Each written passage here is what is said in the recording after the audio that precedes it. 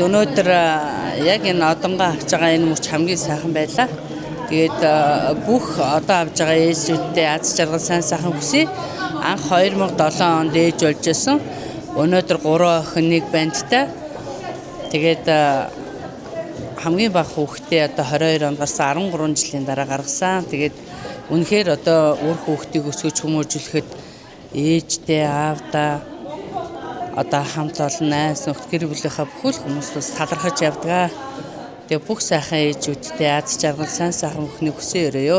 Би одоо 3 охин 3 залуутай. Тэгээд манай том эхний 3 нь болохоор охин октод. Тэгээд миний ажилтаа үед ээлжтэй үед октод маань дүүнрээ хараад аавтаа хараад тэгээд октодоо захид хүн сайхан сэтгэлтэй байвал те буцаад хариу ирдэг л гэж боддог. Хүнд өрөөс мөн санджуулахгүй гэж бодож явдаг би өөрөө. Хүүхдүүдтэй шүү дээ. Тий хүүхдүүдэд их захидаг би. Тэгээд ажилч хичээнгүй агараа л гэдэг. За баярлалаа. Би Ховд аймгийн Алтаа сумаас ирж авч байгаа. Олон жил хүлээсэн одонгоо өнөөдөр хүлээж аваад маш их баяртай байна. Нөхөж авч байгаа. Тий нөхөж авч байгаа. Энэ ташрамд ханган аврагудаа бас баярлалаа гэдгийг хэлье.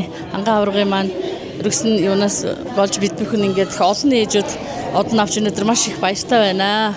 Манай соёлын төвийн захирал хүн байсан. Миний ээж энэ Хөдөм драмын театрт дуучин байжгаад миний аавтай танилцсан.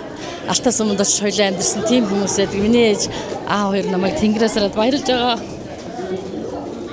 Та эцэгхээс хідүүлээ.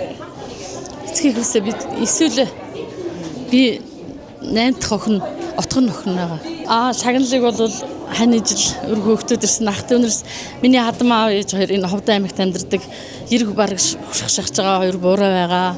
Хадам ах эгчнэр маань бас гадна хүлээж байгаа. Би миний хадам ах эгчнэр аав ээжүүд маань бүгд байгаа учраас маш их баяртай байна. За өнөөдөр одонгоо гардаж авж байгаа нийт ээж нэртэй хандаж юу гэж хэлнэ? Бүгдэнд нь баяр хүргэе л гэж хэлье да. Өөр хэлэхгүй болохгүй. Баярлалаа.